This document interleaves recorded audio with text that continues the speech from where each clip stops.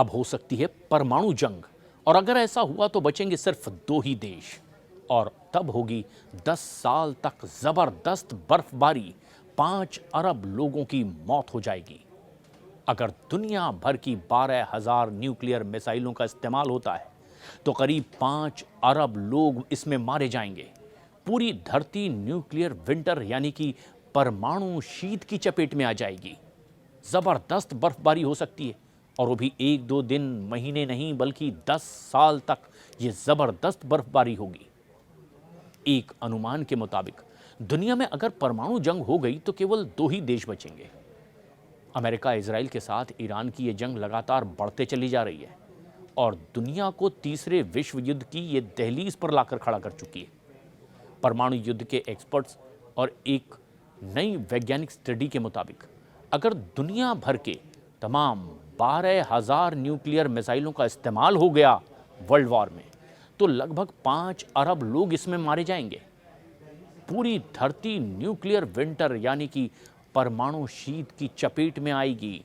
पूरी धरती पर सिर्फ ठंड ही ठंड होगी, क्योंकि पूरी दुनिया पर लगातार 10 सालों तक बरसात होती रहेगी बर्फ की।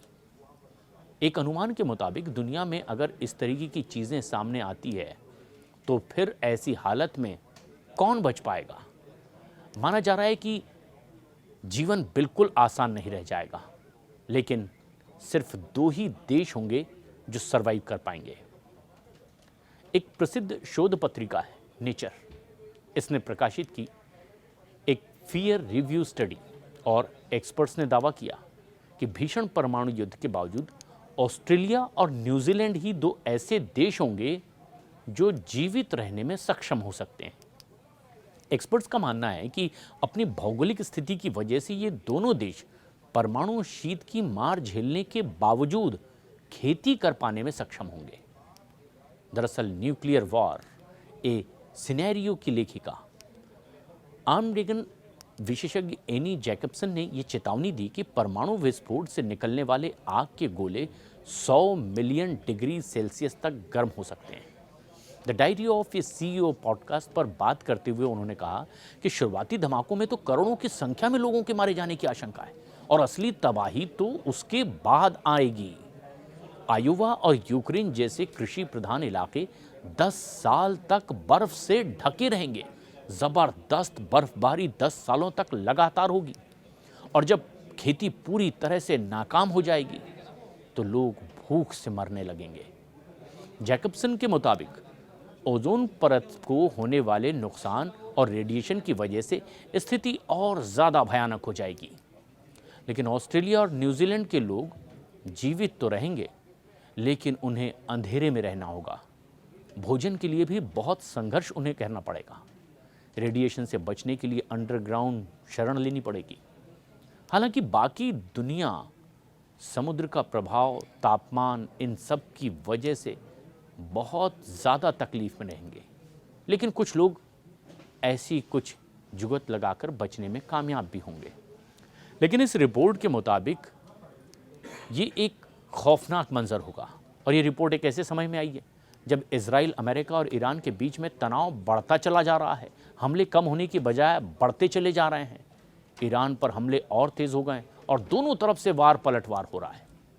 आशंका यही कि ना जाने कब परमाणु हमला हो जाए और फिर पूरी दुनिया 3rd वर्ल्ड वॉर की चपेट में आ जाए और तमाम परमाणु बमों के धमाके होने लगें। रूस और यूक्रेन के बीच पिछले 4 सालों से ये युद्ध का सिलसिला लगातार चल रहा है। इधर अफगानिस्तान के तालिबान ने भी परमाणु संपन्न देश पाकिस्तान पर हमला बोल दिया है, और इससे दक्षिण एशिया में भी खतरा बढ़ गया है।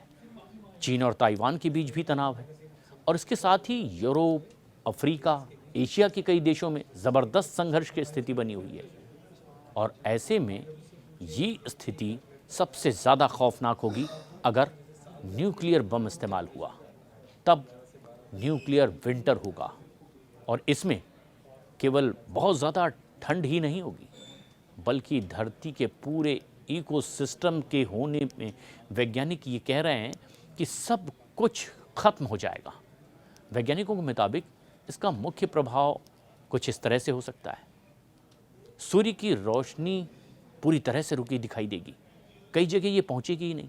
जब परमाणु विस्फोट होते हैं तो शहरों और जंगलों में भीषण आग लगती है और इससे निकलने वाला काला धुआं, उसकी कालिख यानी कि सूट, ये समताप मंडल में जमा हो जाती है और ये परत सूरज की रोशनी को पृथ्वी तक पहुंचने ही नहीं देती।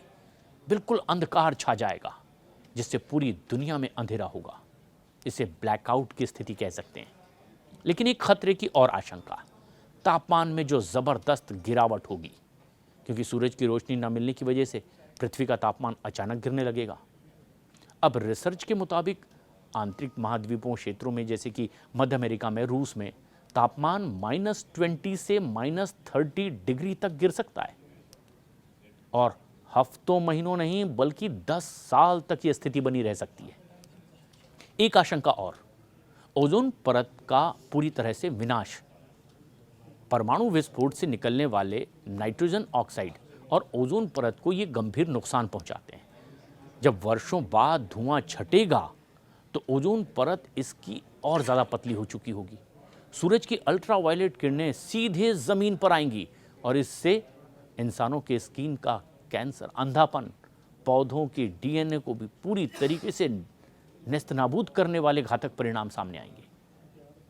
ये सब तमाम आशंकाएं, लेकिन एक और बड़ी आशंका, खेती, कृषि, फूड सीरीज का पूरी तरह से अंत हो जाएगा और ये सबसे घातक पहलू इस पूरे परिदृश्य में होगा, क्योंकि बिना धूप और इतनी ज़्यादा ठंड की वजह से प्रकाश संश्लेषण पूरी तरह से रुक जाएगा।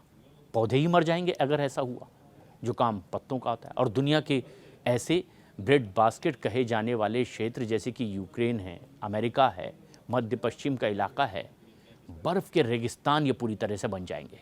समुद्र का तापमान गिरने से समुद्री जीव, मछलियां भी खत्म होने लगेंगी और लगभग 150 मिलियन टन कालिख और धुआं वायुमंडल में समा जाएगा। ग्लोबल लेवल पर बारिश 90% तक की इसमें कमी आ जाएगी और इससे भयंकर सूखा पड़ेगा। एक अनुमान है कि शुरुआती धमाकों से बचने वाले 2 में से 3 अरब लोग भूखमरी से ही मर जाएंगे और यही वजह है कि एक्सपर्ट ऑस्ट्रेलिया और न्यूजीलैंड को सुरक्षित बाकी देशों के मुकाबले मान रहे हैं, क्योंकि वहाँ पर समुद्री प्रभाव तापमान को इतना अधिक गिरने नहीं देगा। खेती को भी पूरी तरीके से यहाँ चौपट तो किया जाएगा, लेकिन फिर एक बार बहुत जल्द कुछ संभावना बनती दिखाई देगी। यानी ये ऐसे 2 देश होंगे जो वर्ल्ड वॉर में परमाणु बमों के इस्तेमाल के बाद जब पूरी दुनिया लगभग मौत की आगोश में होगी, ऑस्ट्रेलिया और न्यूजीलैंड में कुछ उम्मीद बची होगी।